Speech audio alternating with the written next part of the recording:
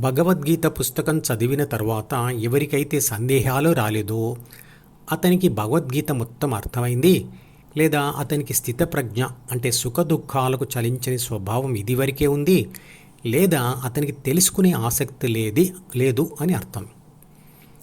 ఈ 3 సందర్భాలలో అతనికి భగవద్గీత అవసరం లేదు అనుకోవచ్చు. ఈ 3 కారణాలు కాదు, సామాజిక మరియు కుటుంబ కార్యక్రమాల్లో బిజీగా ఉన్నాను అని ఎవరైనా అంటే గుర్తుంచుకోవలసిన విషయం ఏమిటంటే, అతను బిజీగా గడిపిన జీవితాన్ని చూసి ప్రకృతి క్షమించి పరాజయం, పరాభవం, కష్టాలు, నష్టాలు, విషాదం, అనారోగ్యం, ఒంటరితనం, ముసలితనం మరియు మరణ వేదనలను ఇవ్వకుండా ఉండదు.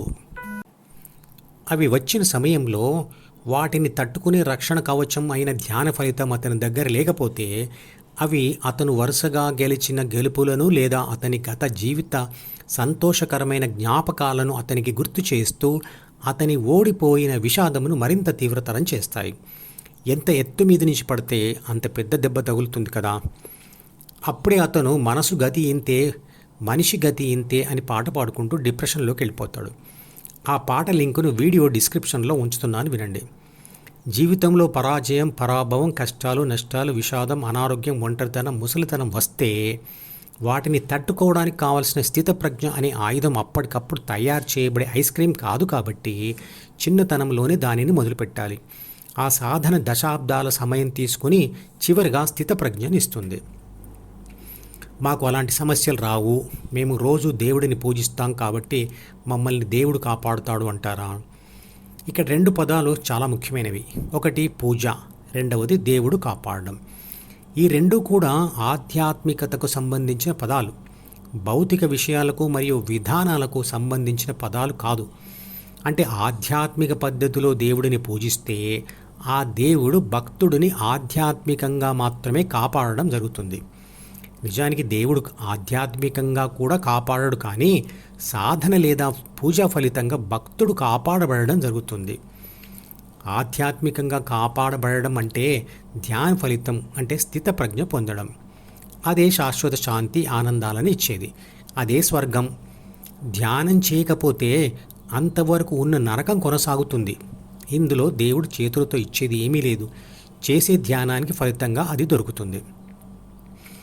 ఇప్పుడు సమాజంలో కనబడుతున్న భౌతిక పద్ధతిలో దేవుడిని పూజిస్తే ఆధ్యాత్మికత రాకపోవడమే కాకుండా భక్తుడు భౌతికంగా కూడా కాపాడబడలేడు. కానీ నేను దేవుడిని పూజిస్తున్నాను అన్న తృప్తి మాత్రం భక్తుడికి మిగులుతుంది. దేవుడు పూజిస్తే భౌతిక వరాలు లేదా స్వర్గం ఇచ్చే విధంగా, పూజించకపోతే భౌతిక శాపాలు లేదా నరకం లేదా నష్టాలు పెట్టే విధంగా మాత్రం లేడు. తడికాళ్లతో చెప్పులు వేసుకోకుండా దేవుడిని స్మరిస్తూ కరెంటు తీగని పట్టుకున్నా షాక్ కొట్టలేదు అని ఎవరైనా రుజువు చేస్తే అప్పుడు దేవుడు కాపాడుతాడు అన్నది నిజం అని ఒప్పుకుంటాను. మరి దేవుడు ఏ విధంగా ఉన్నాడు? పూజల వల్ల లాభం లేదు అంటారా? విశ్వశక్తిని దేవుడిగా అర్థం చేసుకుంటే ఈ గందరగోళమంతా పోతుంది. దేవుడిని సర్వాంతర్యామి అని వర్ణించడంలోనే ఈ సత్యం దాగి ఉంది. పూజ అంటే ఏమిటో, అది చేసే సరి అయిన విధానం ఏమిటో తెలిసి దానిని ఆ విధంగానే చేసినప్పుడు సుఖ దుఃఖాలను సమానంగా స్వీకరించే స్థితప్రజ్ఞ వస్తుంది. దాంతో శాశ్వత శాంతి, ఆనందం ఉంటాయి. పూజ అంటే ధ్యానం చేయవలసిన విధానమును మధుపదం యూట్యూబ్ ఛానల్ వీడియోలలో వివరించడం జరిగింది.